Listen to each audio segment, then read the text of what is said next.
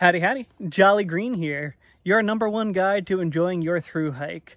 This is part 3 of our 3 P's of a successful thru hike. We've gone through play, we've gone through power, and now we're getting into one of my personal favorites, other people. And how we can use other people to energize ourselves and make sure that we stay motivated throughout any kind of long trail that we're doing. Let's go ahead and hop into this run right away, because I'm currently batching these videos and making it fun for myself by on a hike, and I've already been on a roll doing the other 2 episodes, and I'm ready to just get right into it. On to our first concept of using other people as motivation. This one starts before you even get onto the trail and start asking yourself, well, is this even possible? And while you're asking that question, you probably went onto the internet, went onto YouTube, and found my handsome mug right here, ready to explain how I did it.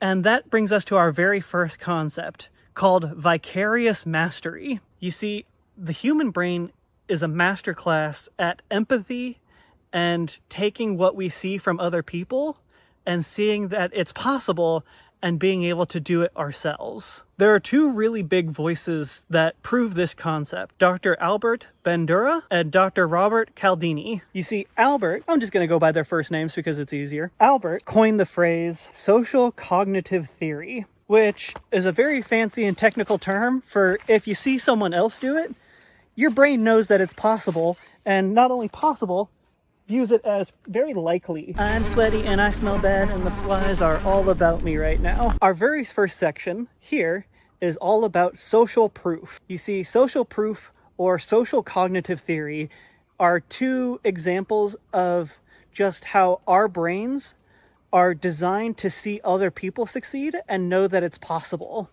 Simply put, one of the best motivators that you can do to start off your trail is just watch more of my YouTube videos and see other successful YouTubers and also unsuccessful ones and see where they went wrong or where they went right.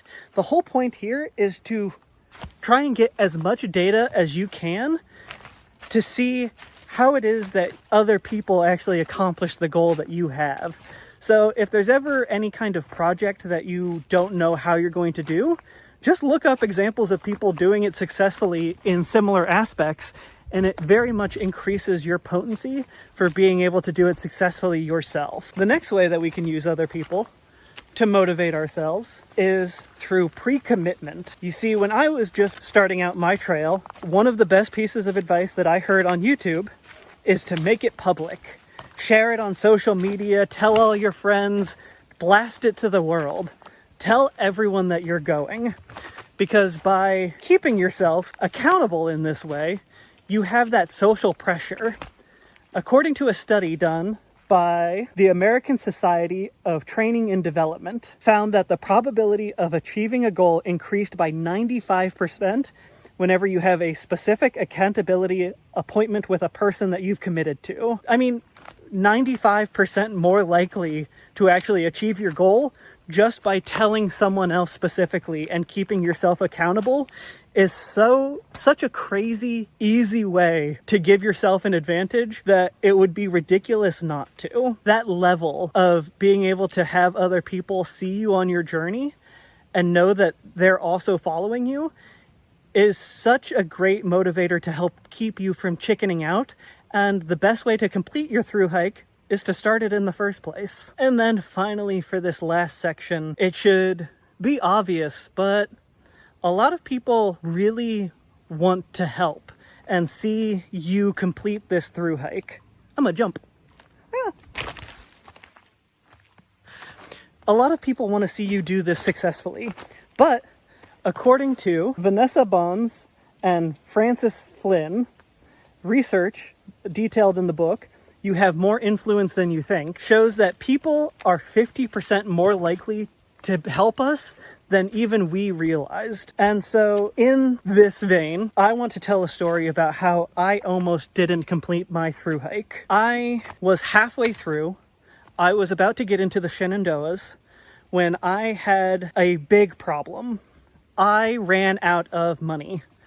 I was motivated, I wanted to keep going, but I knew that I had gone in far too fast and I hadn't set myself up for success. I was at a dead end and I was looking at probably going home. However, my mother had the suggestion of just asking people for help, being honest, and letting them know where I was at. Well, I had spent the entire trail sharing my journey and trying to make as many friends as I could, and keeping everyone up to date as much as I could. I learned that people were much more invested in this than even I had realized. After I started asking for donations and help for my journey, I had a few hundred people start donating to my trail, and I was able to raise enough money, even while I was on trail and halfway through, to be able to complete and finish my through hike. Which brings us to this very last concept of the helper's high. People are much more likely to help, and they get a very big burst of dopamine from helping, but that also means that you would probably get a lot more dopamine from helping than even you realize. Everyone wants to be someone's hero, and so know that it's okay to ask for help from trail angels, from your family, and from other hikers. Or if you're having a particularly hard day on trail, ask yourself, how can I help someone else? And you would be surprised on how much of a big shot of dopamine that can give you and help carry you through another day. That brings us to the end of our 3-part mini-series, as we've learned that play can help make everything more fun. Power can help establish how it is that you're hiking your own hike. And other people are the key ingredient to making sure that you're able to go the distance. I can guarantee that if you're able to follow all 3 of these, then you are not only going to hike your own hike, you are going to love every bit of your journey. I want to know down below, which on your through hike do you think is going to be most helpful for you? Play, power, or people? You should use all 3, because without them, you're not going to have a successful through hike. But with them, you're going to love every bit of your journey. I'm excited for the adventure you're going to have, and I want to hear how you've incorporated these into your life.